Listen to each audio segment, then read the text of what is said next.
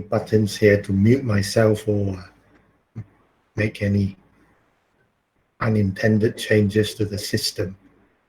No, I can still see your slides. Okay, that's good. Technology. There's so many things to that could go wrong. Yeah. Right. If I can restart, the next part of the presentation will be a bit more heavy. We always start with the broad perspective, the overall picture, the conceptual ideas, and also the philosophy. And now we are really going into the heart of the problem. And what I will do in the next series of slides would be to explore the deeper engineering problems that we have to look into in our design. Okay, let's start. Let's restart with the riddle again. It's always nice to have a quick riddle to prime our head so that our heads so that we can prime ourselves with what's to come. So a question here, before Mount Everest was discovered, what was the highest mountain in the world? Anyone?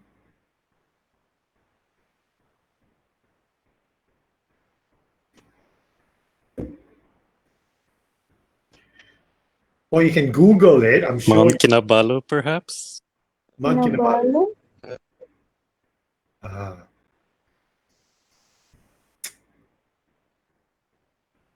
Any more answers?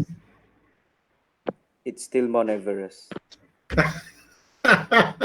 Yeah, Mount Everest. It just wasn't discovered yet. Right, a bit of brain teaser here. I hope you're ready again. Let's look at the structural model. The building is about 16, 17 story high. The structure is quite regular. It's got various types of structural system. Essentially, it's a moment-resisting frame structure made up of beams, columns, and a conventional slab. The columns are L in shape, T shape, as well as the normal rectangle shape.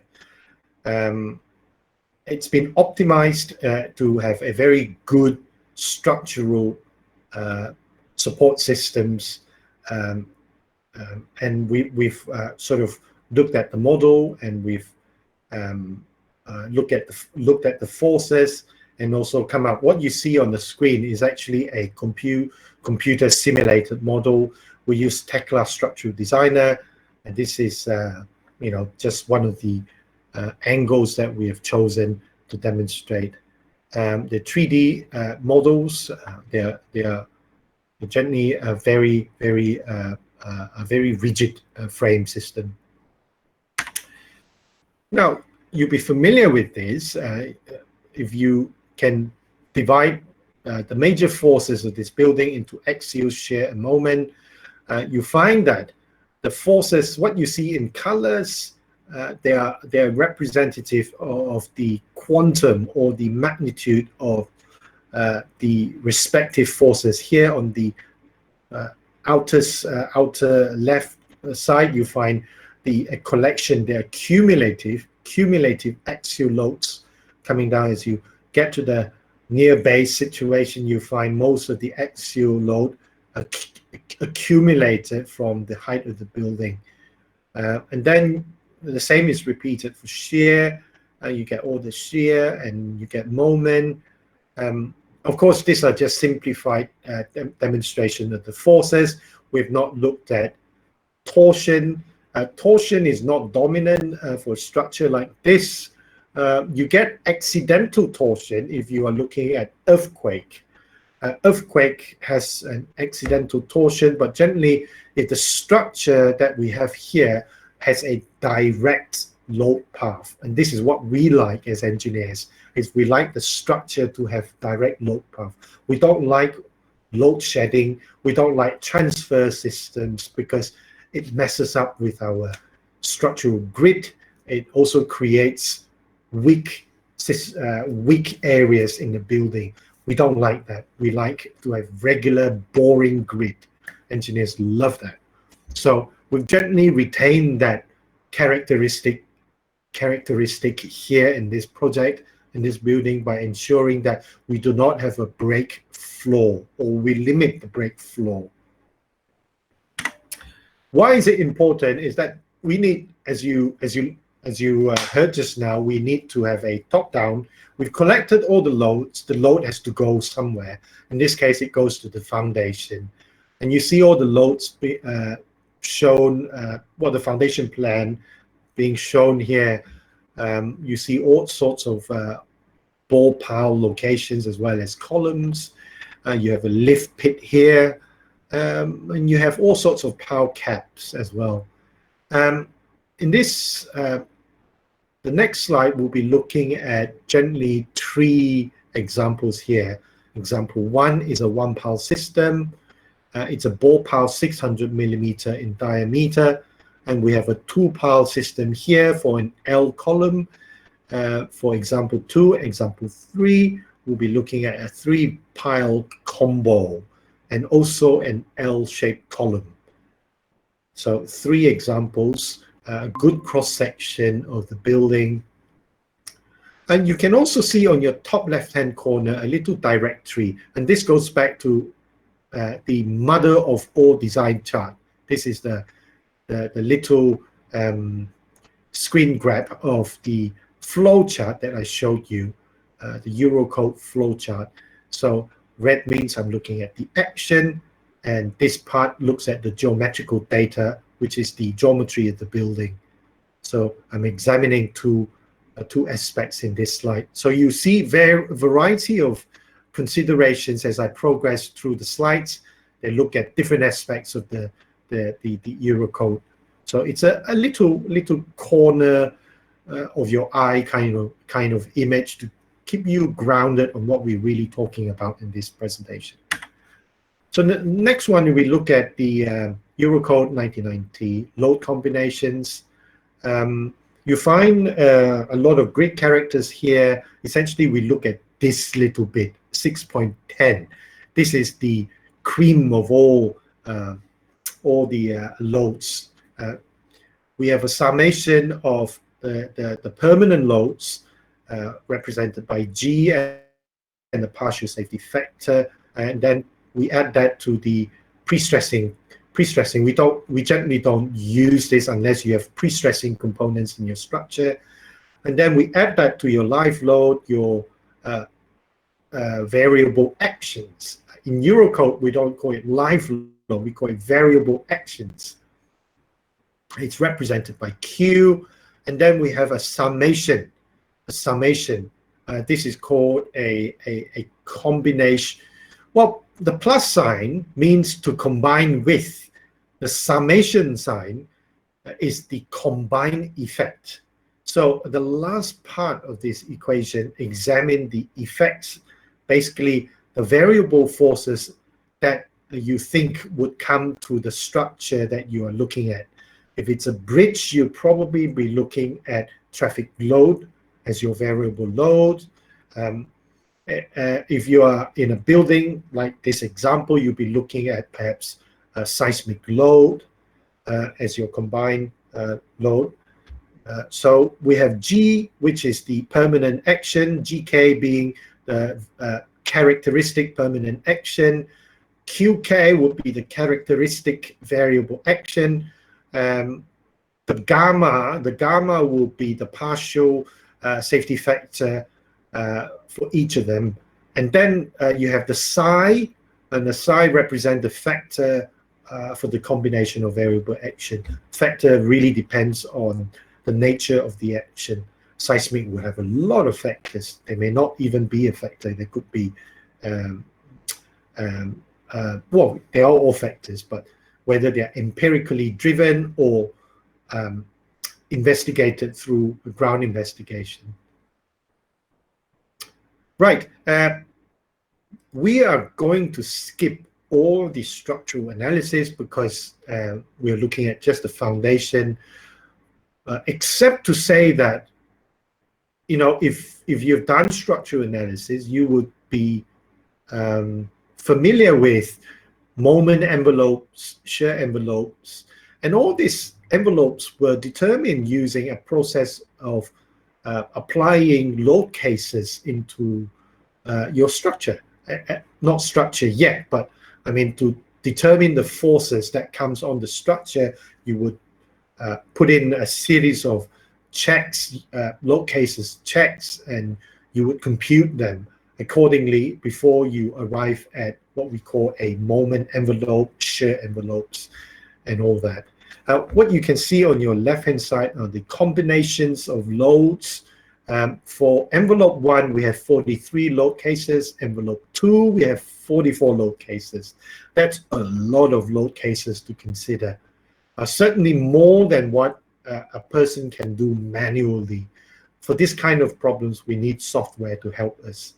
Now, what is envelope 1 and envelope 2? Remember, in the mother of all charts, we find that there is a geo and an STR, which is the structure. So envelope 2 represent STR, the structural the loads, and geo would be the geotechnical loads. Again, this has to do with 6.4.1 in the Eurocode that examines the 6 principal limit states.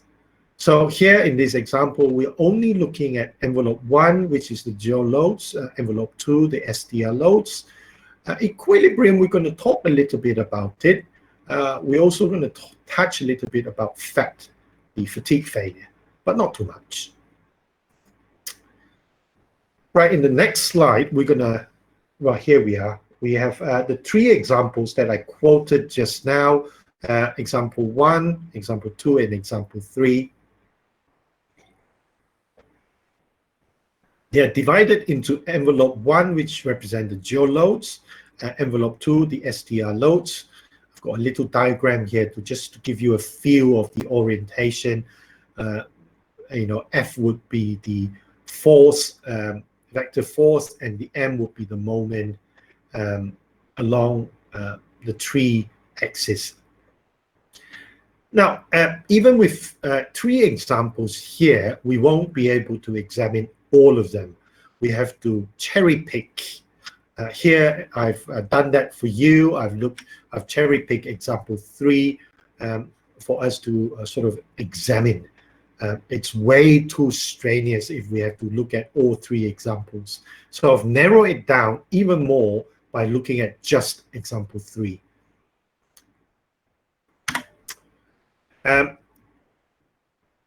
Well, we start with STR. STR loads, very easy. I think most engineers would not have any problem finding the allowable structural capacity of a pile. You can just work it out. If a 600 millimeter diameter, you can work out the area, the cross-sectional area of the pile. In this case, it's 600. Work that out in millimeters. We could then get the concrete grade, which is in this case 40 kilonewton per square meter, which 1 to megapascal. This is a very old unit. We've worked out the structural capacity to be about 2,827 kilonewton per pile. That's the capacity, the structural capacity of the pile. So the rest, I'm not going to touch on them. I'm sure you can figure this out when you get the slide. Now, the interesting part is coming up. Okay, this is interesting too. We've done some internal analysis for the pile, and these are the diagrams that we've generated.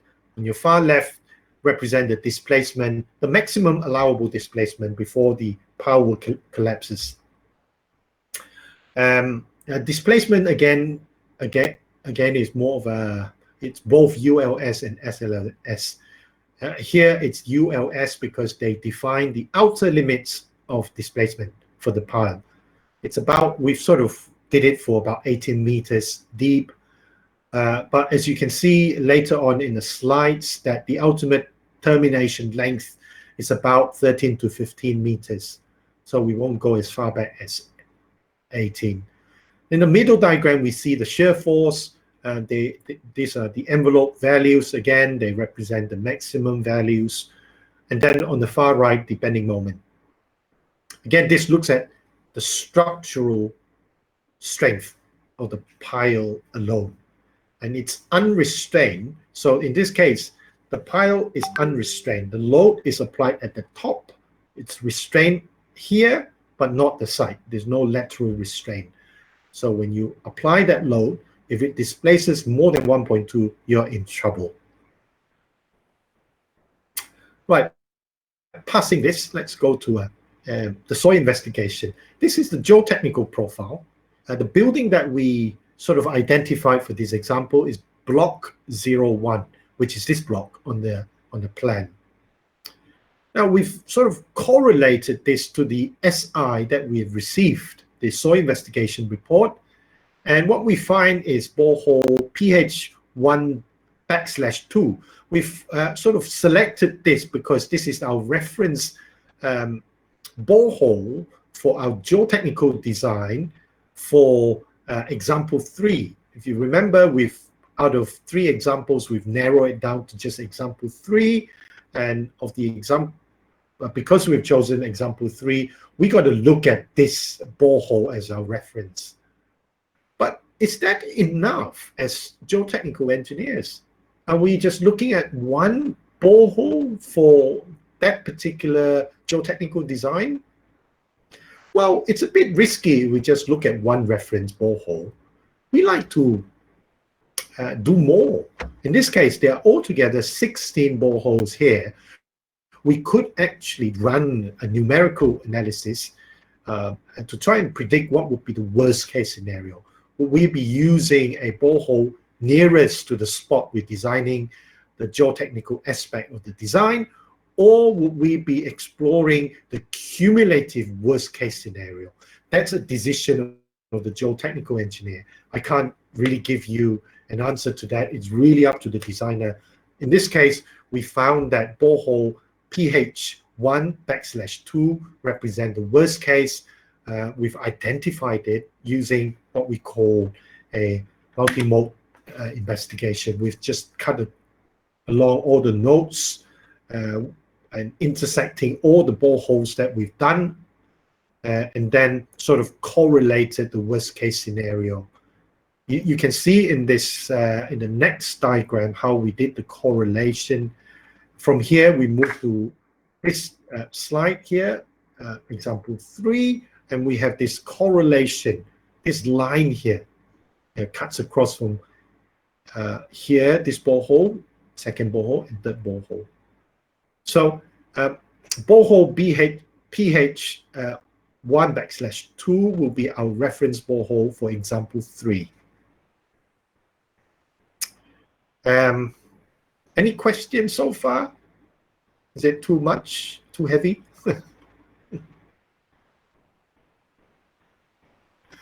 Right. Engineer Tom, can I ask a question? So Sure. the brown line represents what, the same soil strata? Yeah, it's a approximation of the same soil strata Between paired boreholes. in between boreholes. Oh, okay. You find this line cutting across somewhere here, here.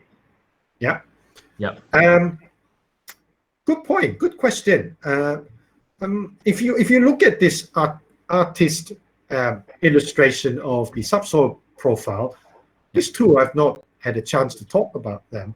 Remember, when soil investigation, the ground investigators, they present charts like this, they are not to be taken literally. They're not to be taken literally. The reason for that is they do some kind of approximation too. I'll give you an example why this is the case. If you look at the top part of this illustration, you'll find a hum here. That's the sedimentary rock modeled by the ground investigator, but that's not really accurate. It gives you a sense of idea what kind of soil profile you're looking at up to a depth of probably 50 meters, but it doesn't give you an accurate estimation of ground situation. You find this being repeated here. So this diagram is a cut section of this 5 boreholes, and this green box here represent an illustration of the ground profile cut across these 4 boreholes. What you can tell from these 2 diagrams quite confidently is that we have a layer of sedimentary rock here. We're dealing with rock. So, but in this example, which you see, you'll find the rock coming up here. Instead of this line, it's actually quite near to the surface. So this diagram, again, is an illustration. It should not be taken literally. It's a good illustration, no doubt, but as a geotechnical engineer, you've got to be wary of soil ground information and not to be misguided. You got to do more tests. Yeah.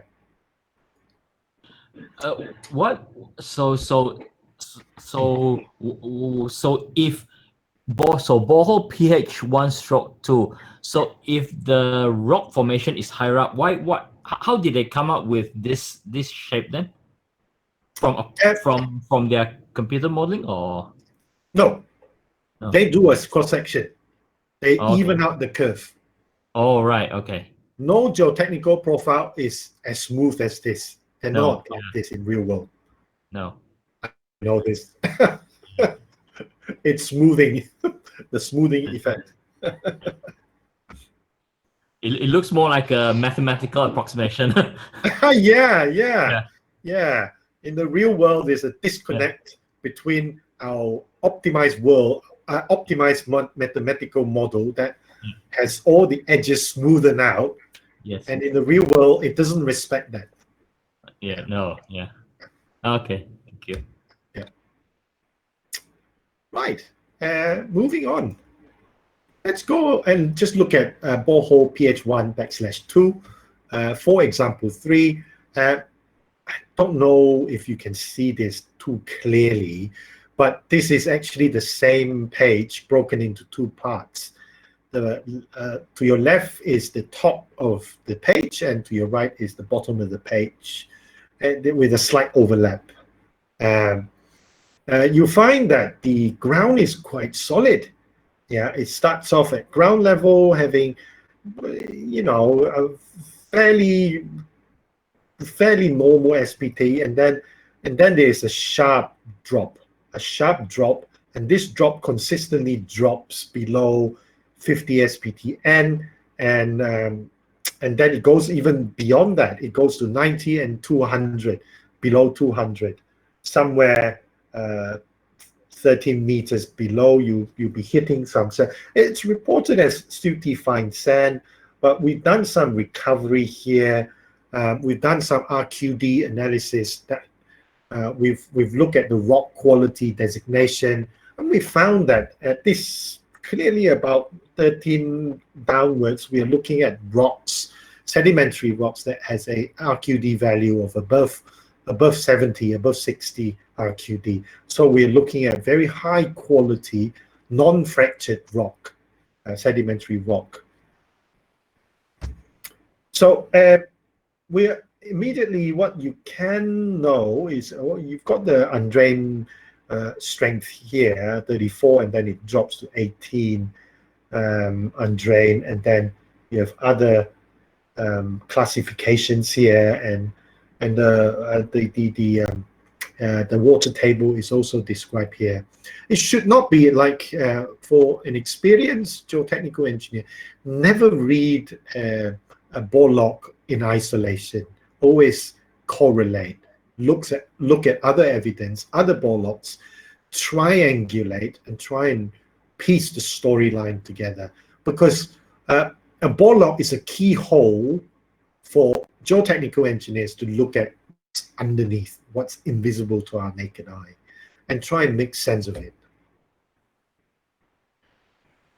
Now, like I said just now, we'll be looking at the mathematical models or the design models, the calculation models. As I said earlier, we'll be looking at semi-empirical model as well as the analytical model. For the semi-empirical model, we'll be looking at a very simplified model. Why do I call it simplified? It's because the formula is what you see on screen. For geotechnical design, we are also looking at two parameters, the end bearing that is essentially sustained by the base of the pile, and the shaft friction, which is the skin friction of the pile. And the formulas are given here. The formulae are given here. For the unit shaft resistance for each layer of embedded soil, it's KSU times SPTN. So it is as simple as that. And your base shear, your base resistance will be KBU times the SPTN of that layer. And it's represented by a unit of kilonewton per square meter or megapascal. Now, that's all there is. The formula, you don't even need to memorize. It's just a modifier times an SPT. Engineers love SPT because if we can correlate every geotechnical problem to SPTN, engineers will be the first to do it. We like to correlate. We don't like instrumentation. So luckily for engineers, there have been a lot of research work out there that helps us to empirically correlate whatever design parameters we need to SPTN. It goes to show how much we love SPT.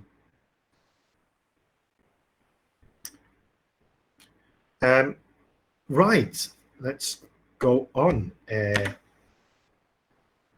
Semi-empirical again, it's geotechnical design.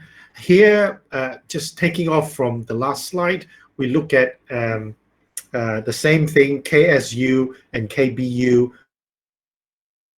base resistance represented here. In semi-empirical method, we just use a unified safety factor of 2 for both shaft friction and end bearing. If you look at the next slide, you will see how we calculate the shaft friction and accumulate them at the bottom of this table here. And then separately, we've worked out the end bearing, which is easy because we take a value and times with the SPT of that layer. But for shaft friction, we got to model it by accumulating all the frictions of each layer downwards. And then for this semi-empirical model, we've determined that 13.5 millimeter below ground would be a sufficient termination for the bore pile of 600 millimeter diameter.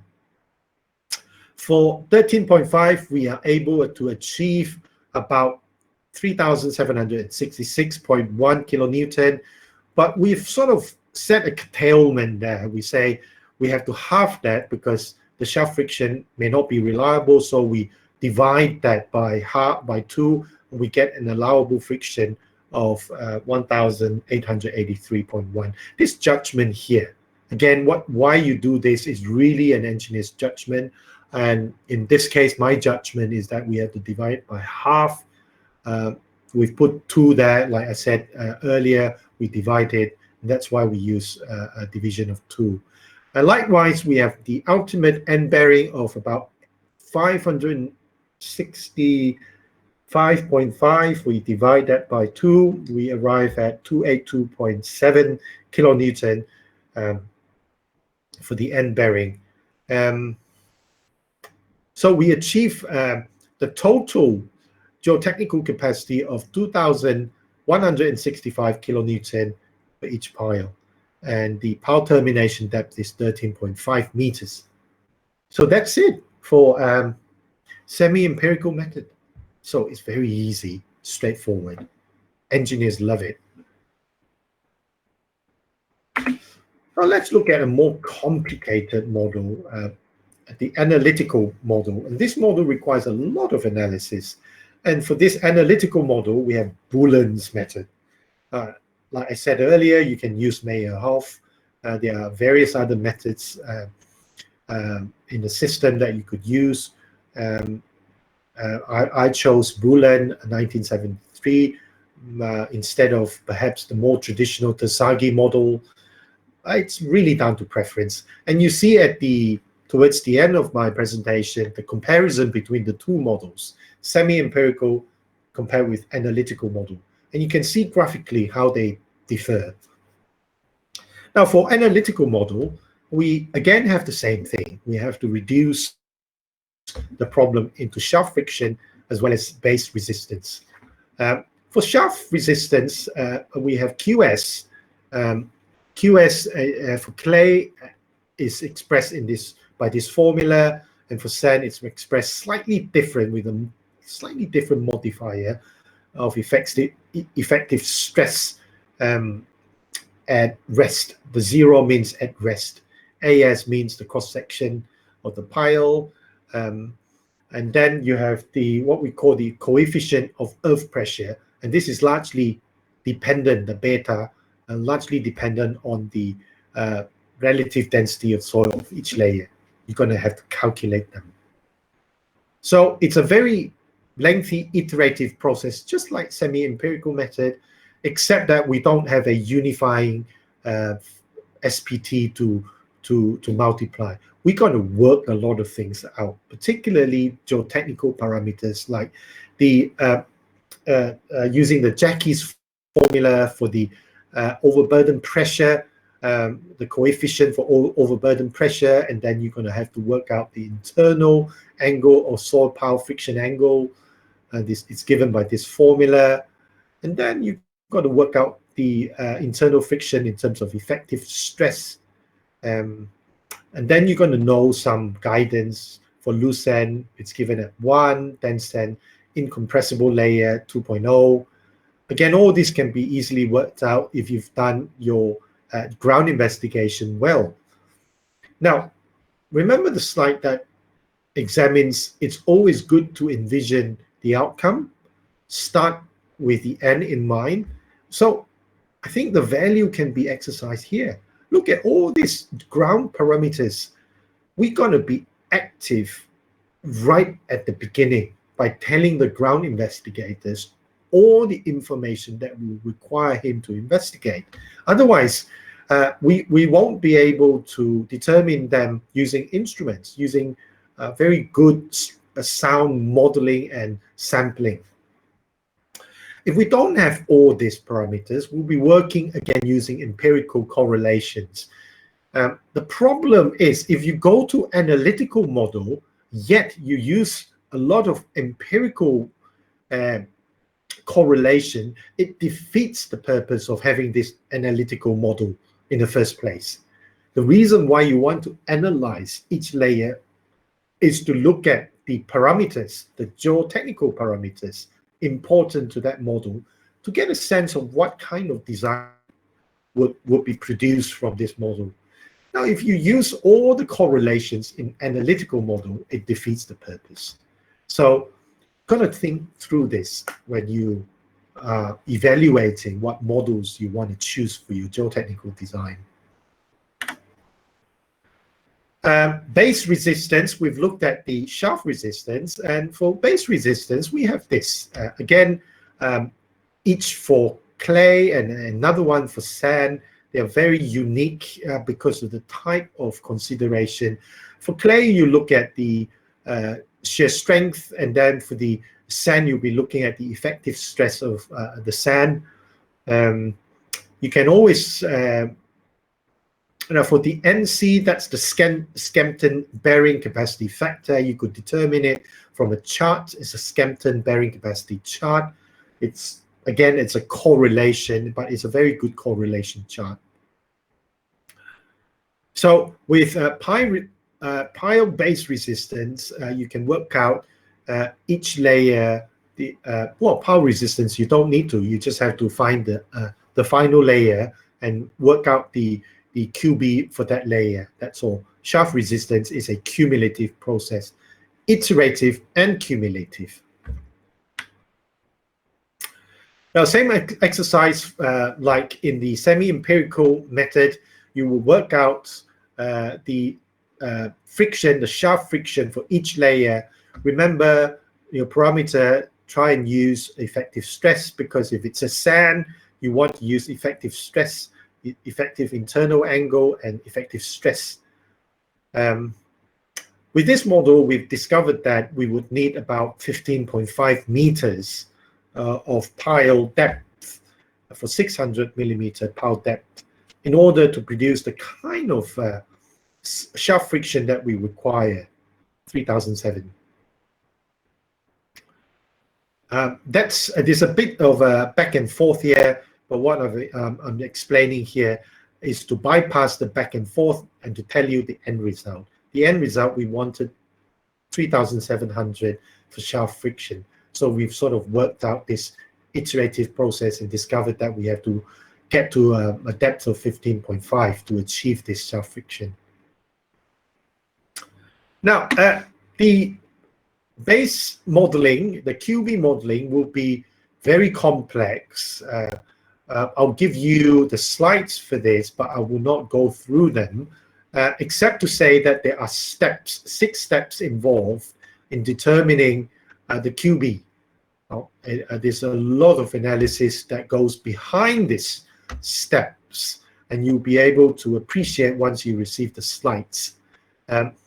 Steps 1 looks at determining the pile termination depth. We are founding our pile on layer 13. And then in step 2, we'll work out the effective overburden pressure. The overburden pressure is the pressure that determines that ultimate base resistance. And we have to then in step 3, work out the correction factor, factor 3. It's given by this formula here. You could read about it later. For calculation of the pile bearing capacity, you have this formula that uses a Skempton formula, or you could try and correlate it to SPT. I try not to. I rather work with effective stress for analytical model. And for allowable bearing capacity, you're going to have to assign bearing capacity for ultimate. And step 6, which I will show you shortly, is to combine both the bearing as well as the shaft resistance into one nice QU, the combination of friction as well as base resistance. So here we go. Step 6, we'll look at this only, the combining pile frictional capacity with bearing capacity. Sorry, there's a typo here. It should be base capacity. Bearing capacity could be a confusing word. It should be pile shaft friction and base resistance. Now here we go. We have ultimately, for analytical model, arrive at step 6, which is to combine the QS with QB. QS was determined earlier at 3007, and then the QB was found to be 639 kilonewton. For the combined effect is 4,344 kilonewton. And this load, this capacity is unfactored capacity. We've not applied our safety factor yet. So in the next slide, we'll be exploring the safety factor, which is this slide here. Now, there's several approaches here, depending on your judgment as an engineer. We have global factor of safety. Essentially, we add them up together, the QB and the QS, and divide that by 2. We call that global because we only use a single value for FOS. Partial, we sort of classify them accordingly. For QB, we say it requires a higher factor of safety of 3 and the skin friction a factor of safety of 2. So this is a partial FOS. And then If you like to be even more conservative, you go to skin friction only. That means essentially in your design, you've sort of designed the entire load that comes down that pile to be carried purely by the shaft friction and no bearing, no base resistance. But we found that to be a bit more, we're not looking at efficiency at all. So we decided to settle with partial FOS, and this is the value we've come up with, 2065 kilonewton. We settle with partial FOS. Any question? If I may stop here just momentarily.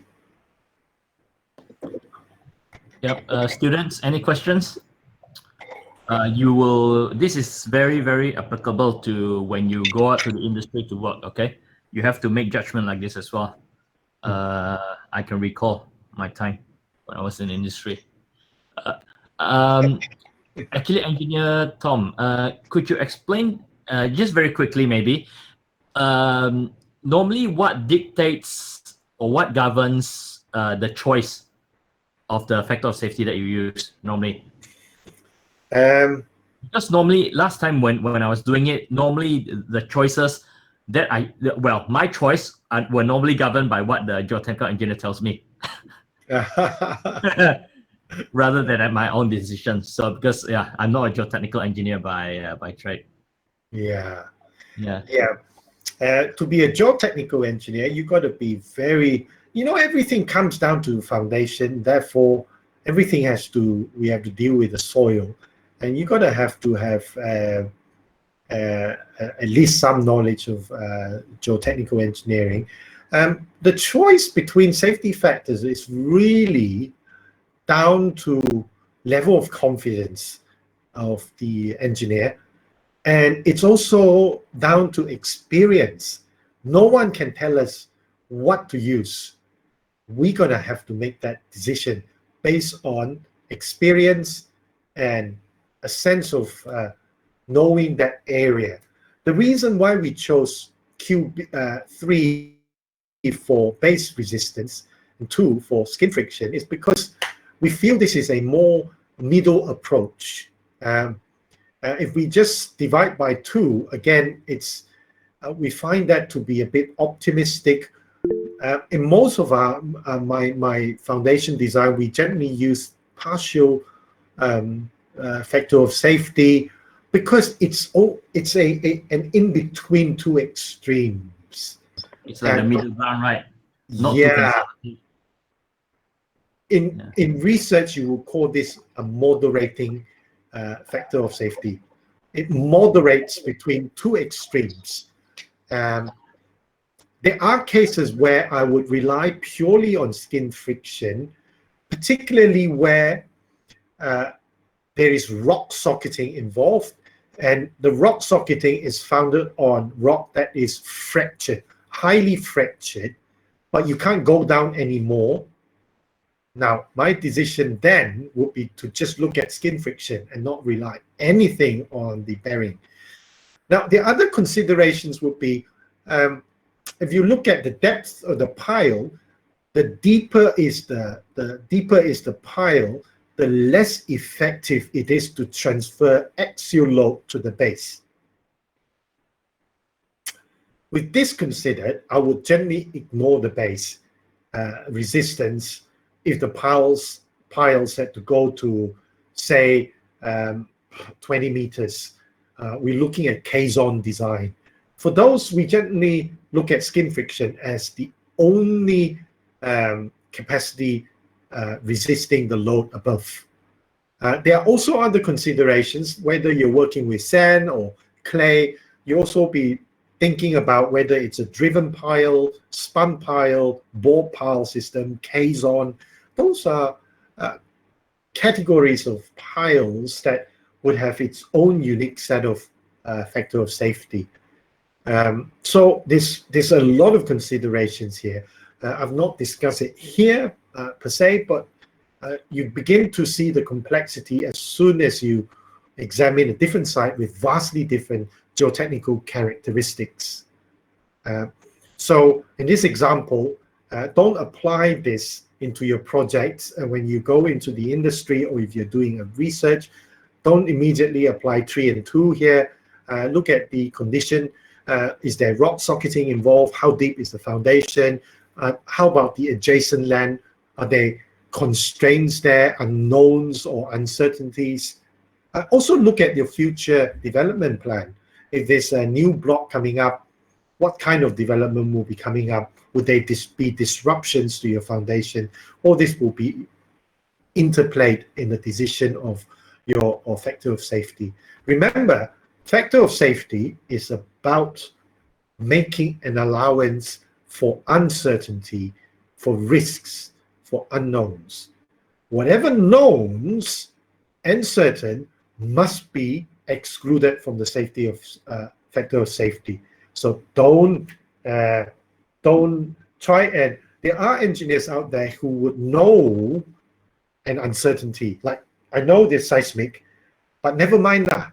Just put it in the factor of safety. Now that's wrong by the Eurocode. The Eurocode clearly states that if you're able to characterize that load, that risk, you must be able to then say whether you could find out more about those risks and develop a risk profile for those risks, instead of blindly putting them into factor of safety. So that's something that has to be learned over your course as you progress into your choice engineering profession. So I hope I don't confuse you too much, but it's a good question. It adds a layer of complexity into the problem. Yep. Thank you very much. Yeah, I think it's a very clear and concise explanation. Basically, there are risk assessments as well involved, I think, in the decision between all 3. Yeah. There's actually a question from the student in the chat box. I'll read it out for you, Engineer Tom.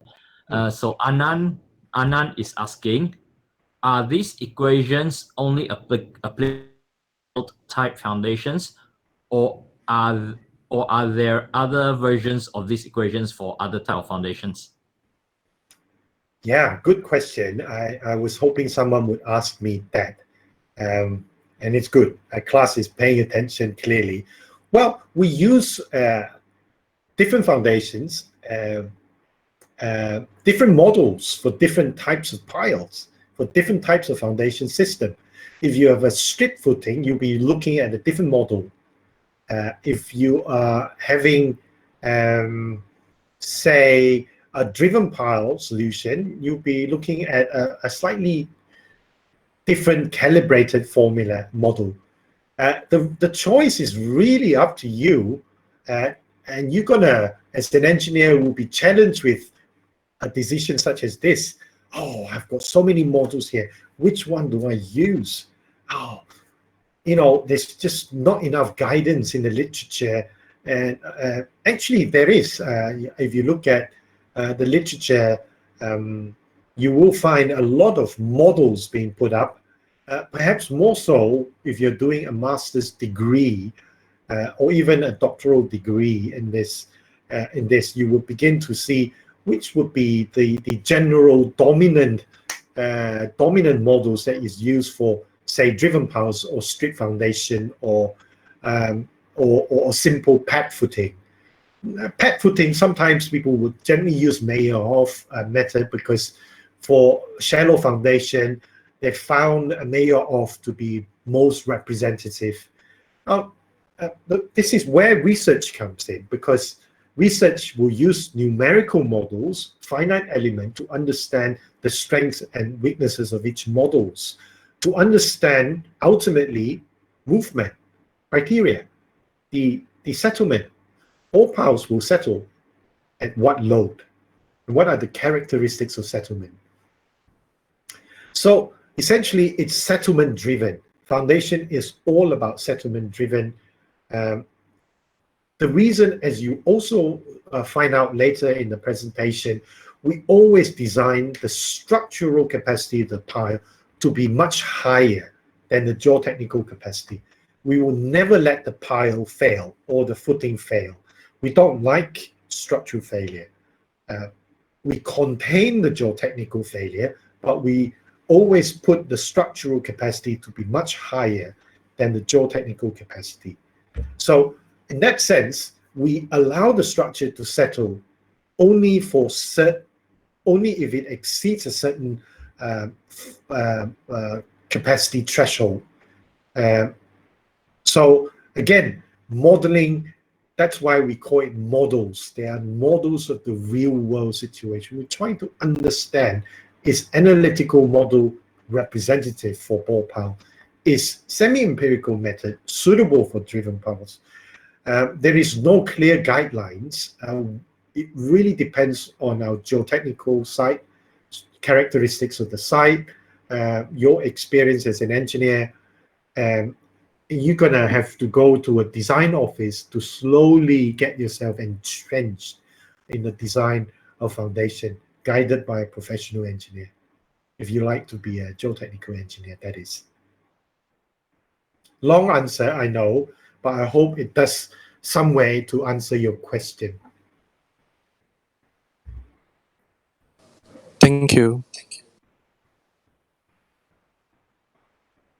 Any more question?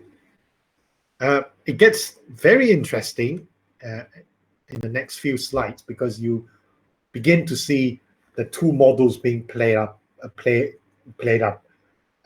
I think you will get a bit more visual experience in my next few slides. You see these two models that may give you some grounding to your question. Can I proceed, or should we pause some more for a bit more Q&A? Yeah. Can I get one more questions from the students? Yes. So anyone has got any more questions to ask? Maybe, I don't know, Go. Yes, I'm typing a question. Okay. Give me a moment now. Okay. All right.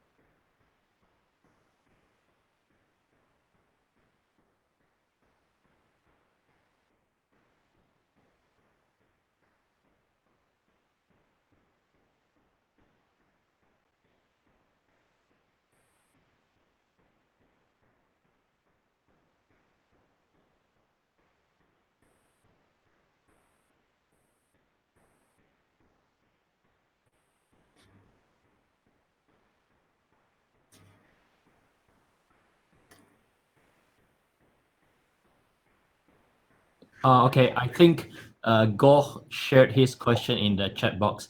So I'm gonna read it out for everyone. So Goh is asking, in the example models shown, I'm not sure if presence of water was considered.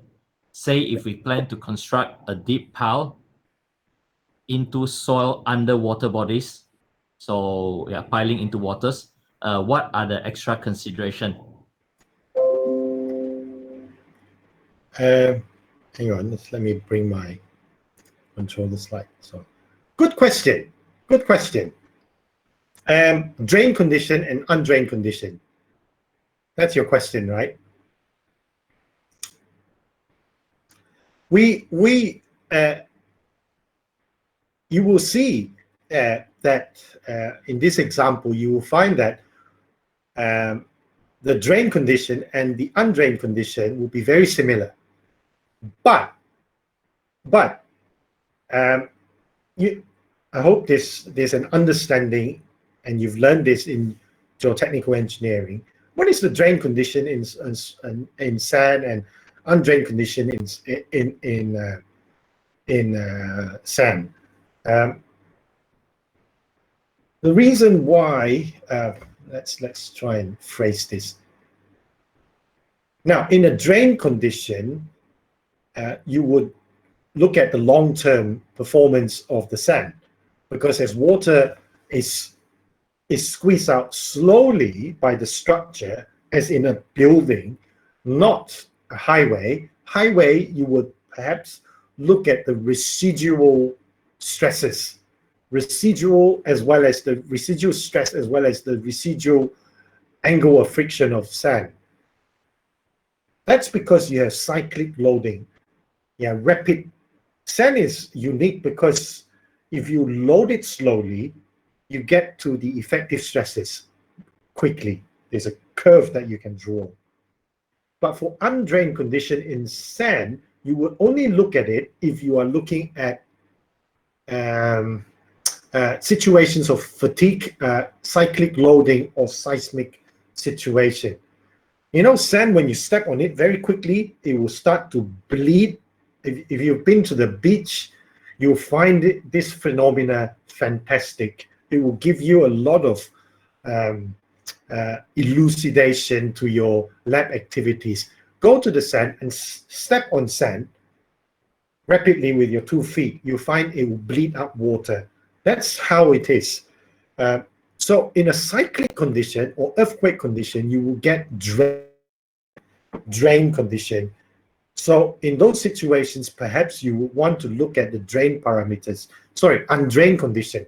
So in those undrained conditions, you want to find out the undrained parameters and compare that with your residual parameters to find what is more realistic or which is more dominant in design. Now, water table is essentially that. It's drained and undrained condition. Now, remember when the ball pile is sitting on the sand layer, terminated at 13.5 or 15 meters, essentially there is a slow load. The whole building is sitting on the pile, and the pile is relying on skin friction as well as the bearing, the base capacity, base resistance. Essentially, that's in the long run a drain condition. A drain condition. That means water is already squeezed out. Essentially, the shaft resistance is founded on a drain condition. So whether the water table is there or not, it's already in a drain condition. Now, does that make sense? That's the question.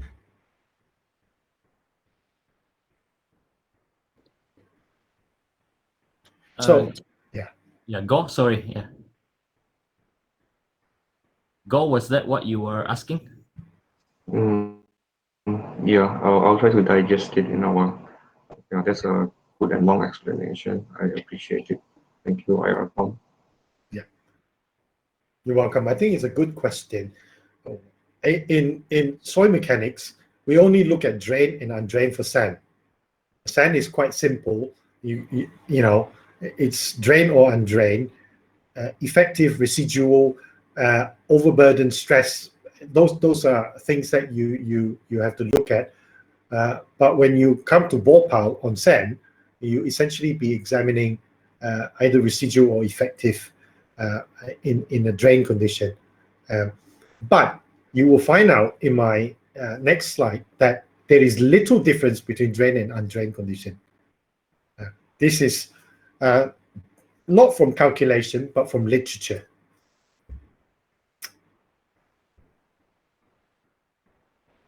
Any more questions? Can I move, or any pressing questions?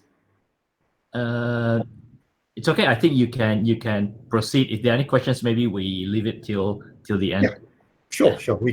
I'm happy to come back to any of the slides if there is.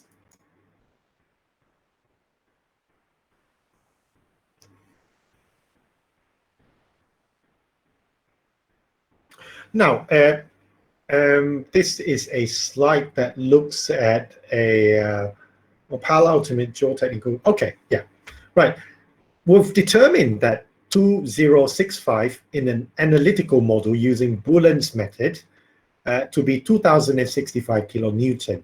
And this is the geotechnical capacity after we've applied the partial FOS. And it's to be terminated at 15.5. And if we compare this to our pile ultimate structural capacity, it's 2827 kilonewton.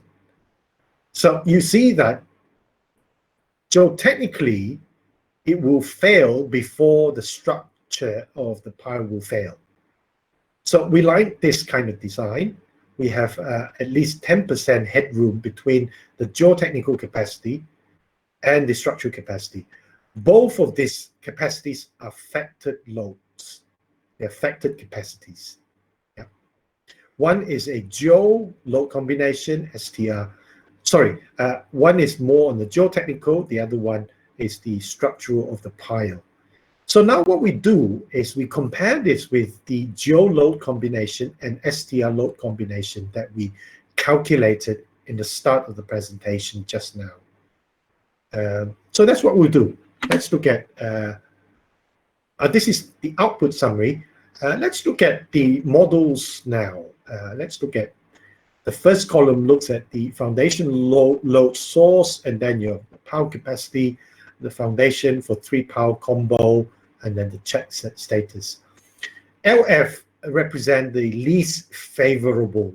Now, in a British Standard Time, we talk about what we call a worst case scenario.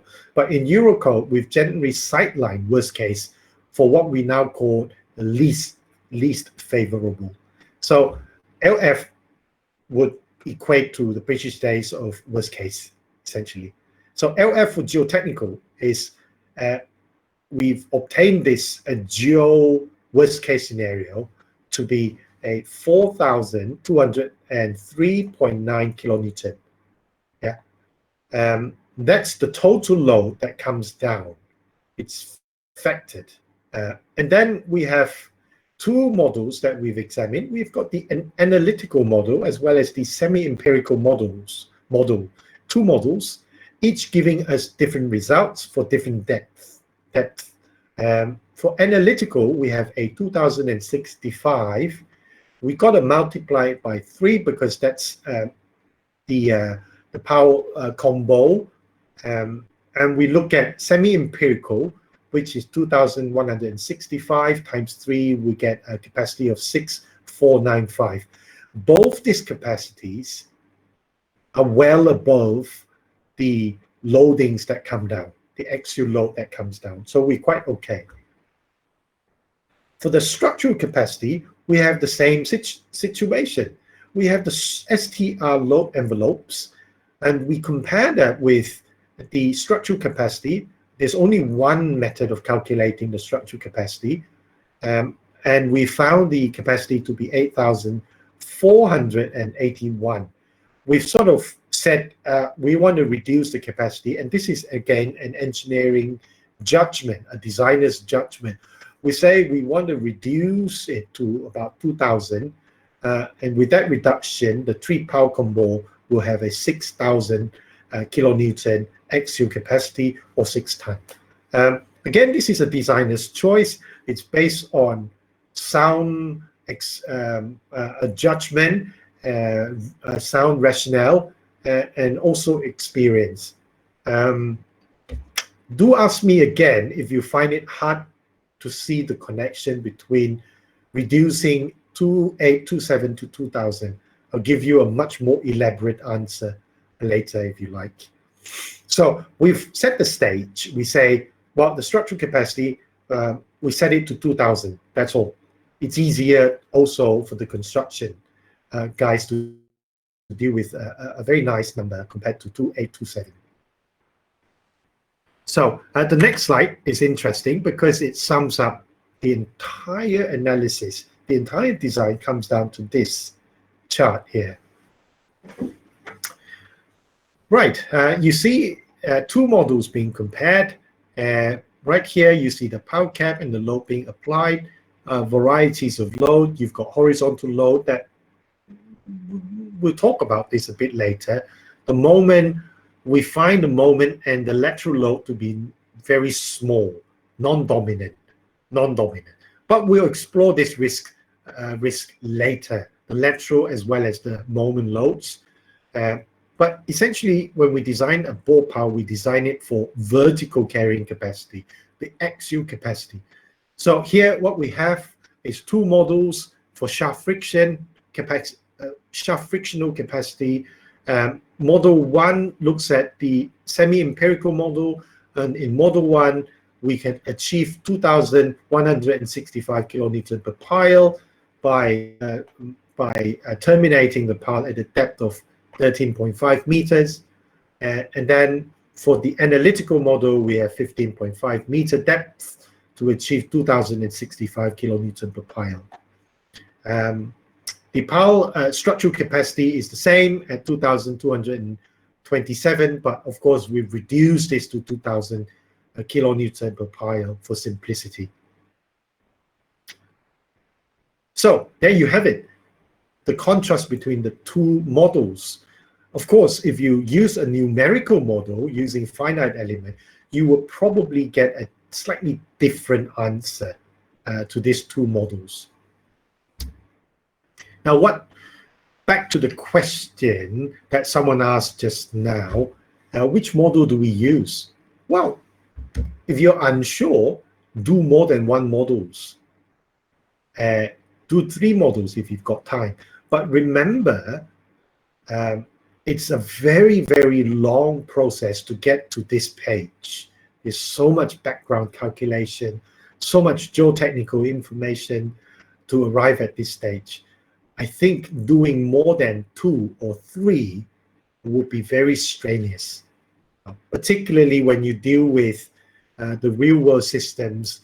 Your client will be chasing after you for the plans for them to start works at site. You're going to have to make up your mind. This is where experience come in. You would look at worst case, least favorable quickly. And for that, you try and work out the models, 1 or 2, 3 examples like this. The whole exercise is to find out which model you're comfortable with. No model is wrong or more right than the other. It's really down to the engineer's choice, the risk involved, the type of structures you're looking at, the geotechnical profile that you're dealing with to arrive at the model that suits you most. So it's essentially your choice as a designer. So I hope I've given more concrete explanation to your question of which model do we use. Now you see in this table here, FSU, which is the skin friction, FBU would be the base resistance. You will find that the shaft friction carries 86, nearly 87% of the load, whereas for the base resistance, we're carrying about 13% of the load. We like this. For me personally, I would try and achieve, in general cases, between 10 to 30% of base resistance maximum. And then about 70 to 90% assigned for skin friction. Again, this is an engineer's choice. I looked at this project, I realized that we need about a 80-20 ratio. You see here, we've done that 87 for friction, 13 for base under an empirical model. Similarly, for analytical model, we have 85 for the skin friction and about 15% for the base. So it ties in nicely with what I sort of envisioned from the start. Now here's the answer to the question that was asked by Gore, if I remember correctly. Does it matter in the drain or undrained in the real world? Now, in the real world, most of the service life of the pile will be using the shaft friction. To mobilize the shaft friction, studies have shown that we are looking at 1 to 3% of the pile diameter. So if your pile diameter is 600, the skin friction will come into mobilization, 100% mobilization, when you have reached 6 millimeter, from 6 millimeter. At 6 millimeter settlement, immediately all the skin friction will be mobilized. Now this has to do with the, choosing between 1 and 3% really is up to the designer as well, and your confidence level in the ball pile contractor. Questions like ball washing, whether you use polymer slurry to retain the integrity of the ball pile, whether you use a high quality casing to get a very nice ball pile. All this plays into your decision making. So in general, we are looking at the base that comes into play between 5 and 10% of the pile diameter. And remember, for base resistance, it's our ultimate safety. This is to say that we only mobilize the base when there is a critical failure. So most of the service life of your building, we use the shaft friction to carry the load. It is only at very, very severe earthquake, perhaps, that the base resistance is mobilized. And it is mobilized between 5 and 10% of the pile diameter. So now we've seen consistency in literature, and a lot of, from 1 or 2 conferences that I've attended, we've seen consistency in the full mobilization of the skin friction as well as the base resistance, be it in a drain or undrained situation. So irrespective of whether it's drain or undrained, you will mobilize the 5 to 10% for base and 1 to 3% for shaft. Now, what you have to be careful is that in an undrained condition, you are faced with different sets of challenges.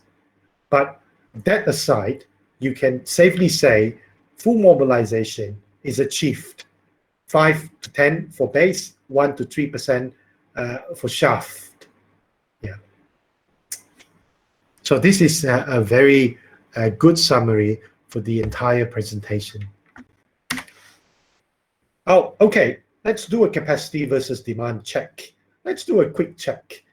Now, if you look at a piecemeal design and a global design, I'll explain to you what piecemeal design and global design are in the next slide. But except to say that piecemeal, you look at Geo and STR separately. In a global design, you look at the maximum value. The STR looks at, in the BS days, we don't care whether it is structure that dominates or the Geo that dominates. We find the maximum envelope loads. We use that single maximum to drive our geotechnical design as well as our structural design. But in Eurocode, that's gently been broken down into Geo as well as STR. So here in this example, I've given you a piecemeal design. This is more of a Eurocode design format. The Geo design is more of a BS code design format. Now in Geo, in piecemeal design, under Geo, we have 6,000 kilonewton, and that's 2,000 times 3. And then we have the load of 4,200 kilonewtons. We see that 6,000 is more than that, so we say it's okay. So it's about 42.7% above this line, this 4,200 kilonewton. Similarly, for STR, the capacity is much more than the load that comes down to it. It's about 57% safety factor, added safety factor, so to speak. If we look at global design, we'll be looking at STR, also quite similar to the piecemeal design. This surplus of 11% for the STR, and then about 57% for the STR capacity. So both piecemeal and global design are checked here, and we found them to be satisfactory. Do remember, you see all these surpluses and you say, oh, this is not very efficient. Let's design something to make it even more efficient. Let's reduce this difference to a much lower number. I wouldn't be doing this immediately for one reason, if it's a good reason, and which is, now this is only one example. We have example 3 that we have looked at. There are hundreds of points to look at in the entire development. So we don't want to quickly rush into optimizing one without looking at the bigger picture, which is hundreds of bore piles designed to work on. So let's not be hasty by looking at reducing the differences between the capacity and the demand. Let's keep it as it is. And if we want to look at efficiency, let's look at efficiency much later. Now, back to Geo and STR design approaches. Personally, I would stick to a discriminatory ULS back to Eurocode, but there are also engineers who want to use the single least favorable value, which is 5,405.2 kilonewton as the driver. For discriminatory under Eurocode, you would use separately the Geo and STR. It's really up to you and your judgment as an engineer. You find this more meaningful as you work on from project to project. You start to develop this understanding on your choices as an engineer. Again, there is no right and wrong answer. I would personally err on the safe side, which is to take the most dominant, least favorable value, but it's really up to you as a designer. Okay, now a little bit about field verification. We need to have a sense of reality. We can't just work everything on the paper and then decide what will be the penetration, what will be the termination depth, what will be the bearing capacity of this and that. We're going to check in the real world, what will this really work in the real world? So we carry out a lot of tests and instrumentation.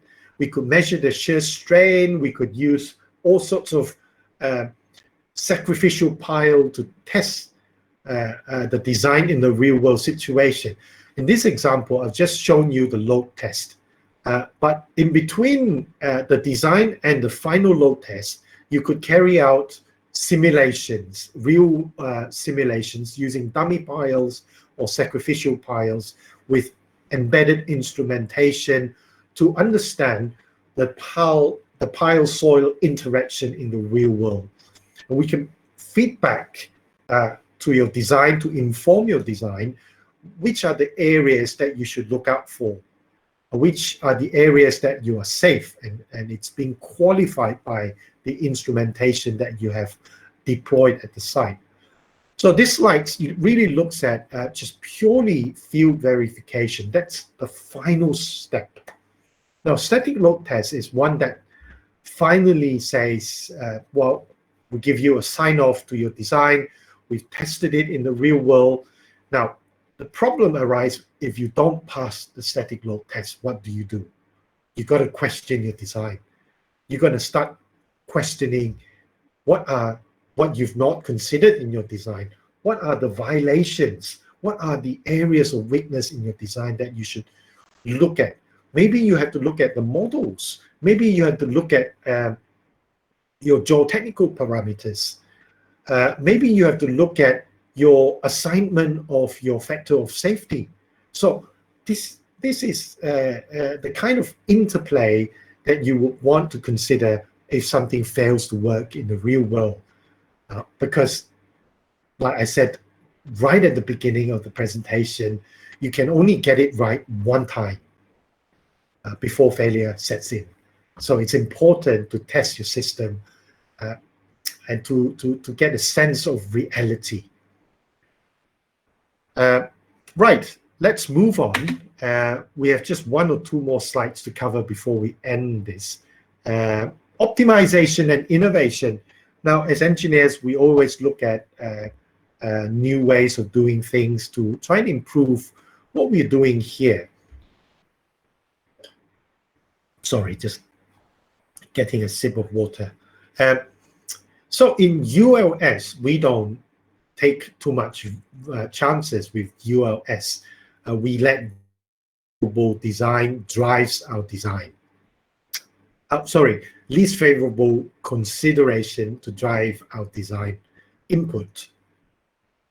We don't play around with our ULS.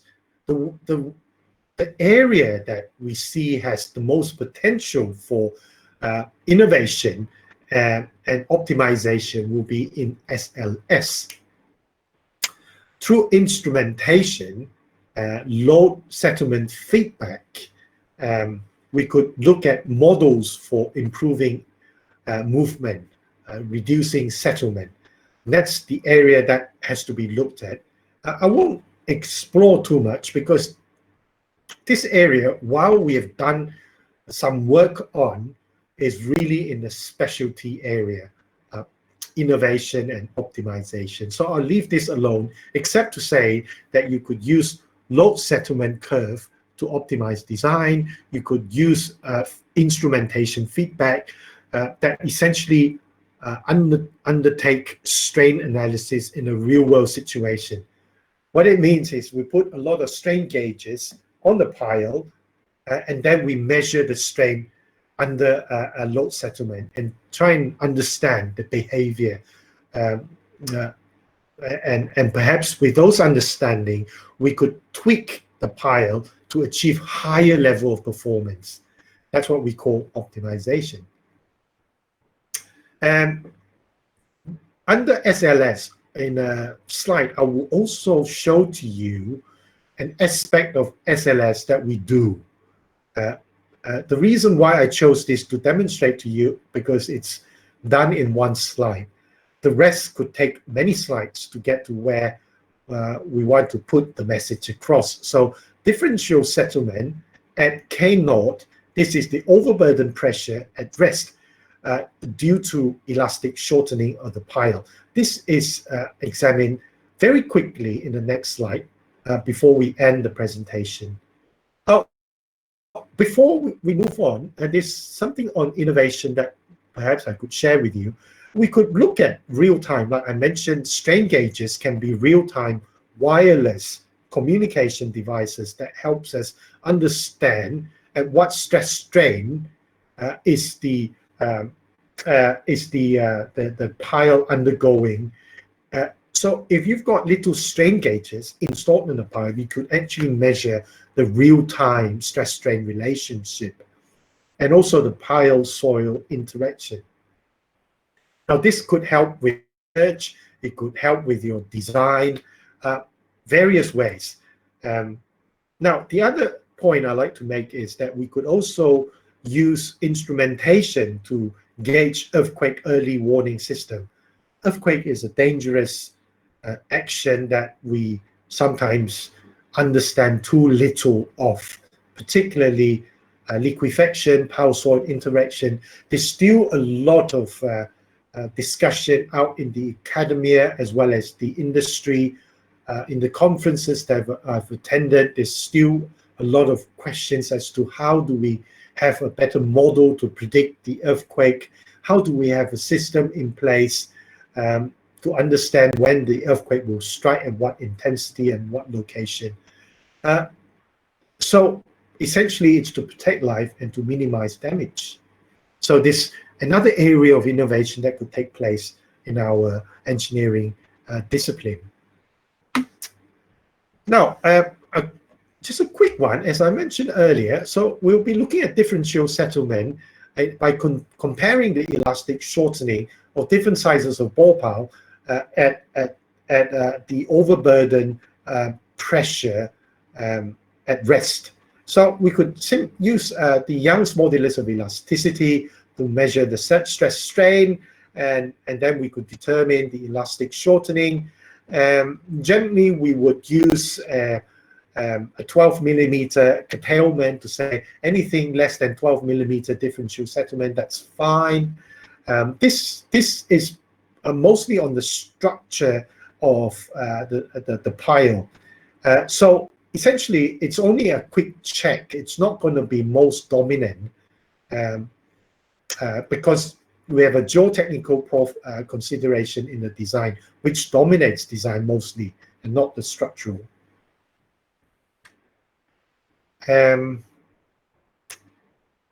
Let's finalize some of the risks that I've not covered in this presentation. Like I mentioned, we have the risk of hydraulic heave. In this development, we have not explored. You see at the site, you have two hills here, left and right of the site. So immediately you see, hang on a minute, is this going to be risky? Are we seeing another Highland Tower here? Yeah, if you don't look at hydraulic heave, Highland Tower toppled because of hydraulic heave as well. It was seepage water that toppled the building.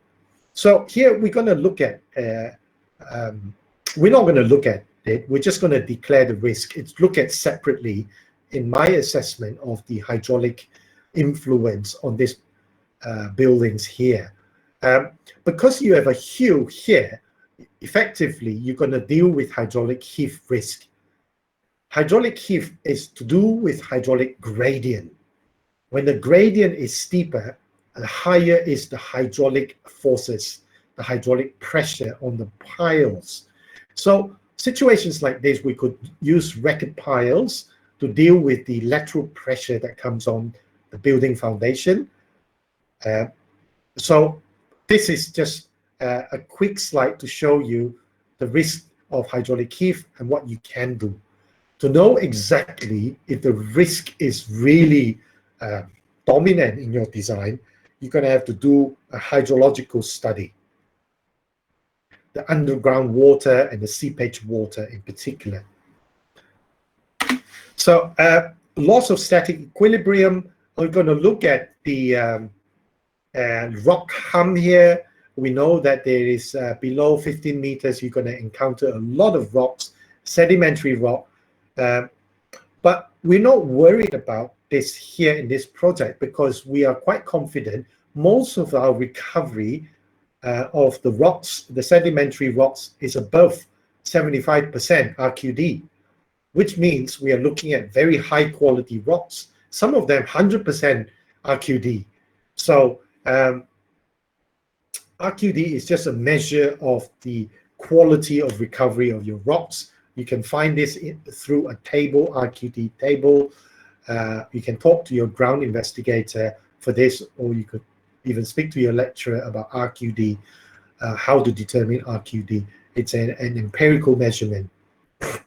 And it's through the sample, the core sample that you've obtained from the field investigation. So again, for this project, we're not worried about loss of static equilibrium. Loss of static equilibrium in this case is you're worried the whole building will topple because there's a weak layer underneath. No, I don't think it's going to happen here. We're quite safe. Loss of static equilibrium due to liquefaction and cyclic loading or fatigue failure. Now, in liquefaction, we don't see this being played out here in this project because where the project is in KKIP, and we're looking at 4% PGA in a low to moderate seismicity, and we're using DCL design here. I'm not even going to start what DCL means. We can talk about that in a separate lecture. But liquefaction risk is very low risk, even though we are dealing with sand here, but the risk is very low because 4% PGA is too low. Cyclic loading, we're not that worried about cyclic loading. Cyclic loading would be a lot of notional load. If you know, in in your design, you have notional load being inserted along the nodes of the building. And those notional load occasionally could create some kind of cyclic loading on the building.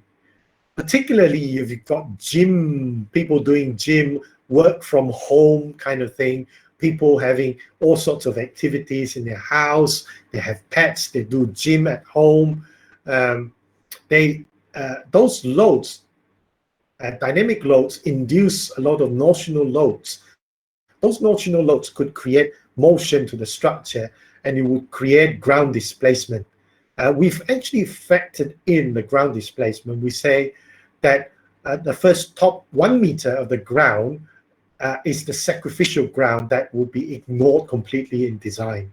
So essentially, we've factored in the unknowns here. We've also used the residual shear strength parameters to do a quick check on our capacities, and we found them to be quite okay. We've also examined what we call a risk of induced negative skin friction. Here, we say, in an undrained condition, when there's a lot of shaking for sand, you would get a phenomena where the positive skin friction inverts into negative skin friction because of this cyclic loading. Load becomes, it's not supporting the piles anymore, but instead be a load to the pile. So that's what negative skin friction means. We could see that in cyclic loading, but we've discounted this because we feel that notional load would not cause this kind of risk, neither would earthquake load of 4% PGA. So we've sort of ruled them out completely, except for the cyclic loading. We've allowed 1 meter of the top end to be neglected in our design calculation. So finally, if I can just sum up my presentation, risk management, we have to look at risk management seriously. What is risk? Risk is uncertainty, unknowns, errors, or failures. So risk has to be calculated. If we know that there's a risk of seismic, we cannot use a global factor of safety to deal with it. We actually have to run through the analytical process using earthquake design to model out what are the forces at play, and what are the interstory drift, what are the displacement limit states that we put into the system to undertake this risks control. So quite suitably, to err is human. I think this is a phrase from Shakespeare. To err is human. We all make errors, but if we can understand that we are fallible, then we always err on the side of caution, which means that when you are challenged by a choice of two, you will look at the worst case as your driver of design. Yeah. So that gives you a sense that you have two models there, and if you want to err on the side of caution, take the most dominant model, the model that gives you the deepest depth at the lowest capacity reading. So that will be erring on the side of caution. But you won't know this until you've done a multi-model analysis, like I have in this case. We've done two models, we've assessed them appropriately, and we sort of know where we are from our experience. So the judgment comes in. Do we choose model A or B, factor of safety of 2 or 3, partial or full? So these are the decisions that we have to make. I think this is a good point that I stop to answer any questions that you have. Any pressing question from the slides just now, or from a slide way at the beginning? It's been a long presentation. Can I hear any questions? Yep, students, any questions for Engineer Tom? Hello. Hello. Hello, Dr. Dr. Tom. I have question about the liquefaction. Yeah.